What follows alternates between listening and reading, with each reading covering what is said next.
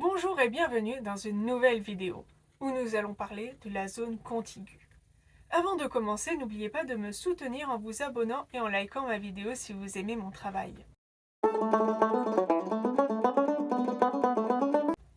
La zone contiguë est un espace qui n'est pas aisé à appréhender pour les novices en droit de la mer.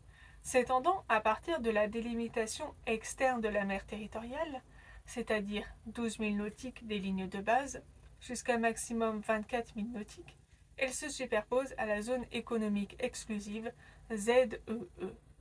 La notion de zone contiguë trouve son origine au XVIIIe siècle à travers les Hovering Laws britanniques de contrôle douanier. Puis, cette pratique a été reprise aux États-Unis pendant la Prohibition par l'intermédiaire des Liquor Treaties.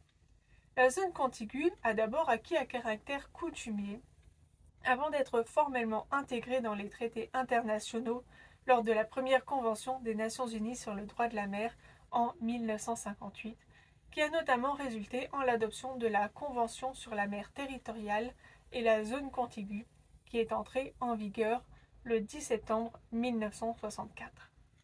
La zone contiguë a enfin été consacrée par la Convention des Nations Unies sur le droit de la mer en 1982, convention entrée en vigueur en 1994. Le régime juridique de la zone contiguë est défini à l'article 33 de la Convention et prévoit des compétences de contrôle de l'État côtier. Celles-ci ne relèvent pas de la souveraineté de l'État, car il ne s'agit pas d'un espace sous souveraineté.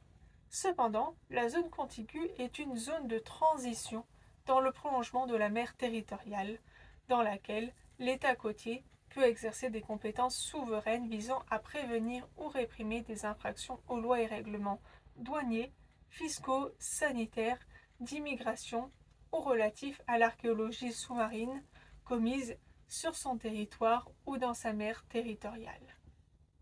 L'État côtier peut mettre en œuvre son droit de poursuite prévu par l'article 111 si un navire étranger se trouve dans la zone contiguë et qu'il est suspecté d'avoir violé des droits que l'institution de cette zone a pour objet de protéger.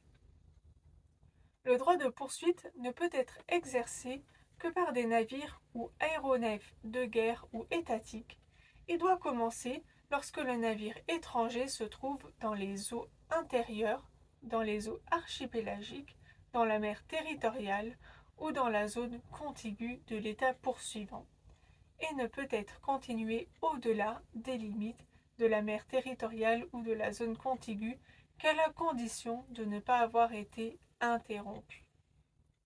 Ainsi, le droit de poursuite permet de continuer à poursuivre un navire en fuite après avoir commis une infraction et ainsi de prolonger la compétence de l'État côtier à arraisonner. La zone contiguë est un élément qui permet cette prolongation.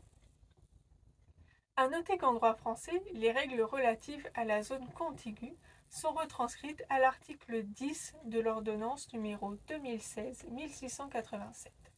Il n'y a pas de décret portant sur les coordonnées des limites extérieures de la zone contiguë française, ainsi que dans le Code des douanes et le Code du patrimoine. Ainsi, nous avons pu observer que la zone contiguë constitue une zone de transition entre souveraineté et liberté. J'espère que cette vidéo vous aura été instructive et que vous apprécierez également les prochains épisodes. À bientôt dans une nouvelle vidéo.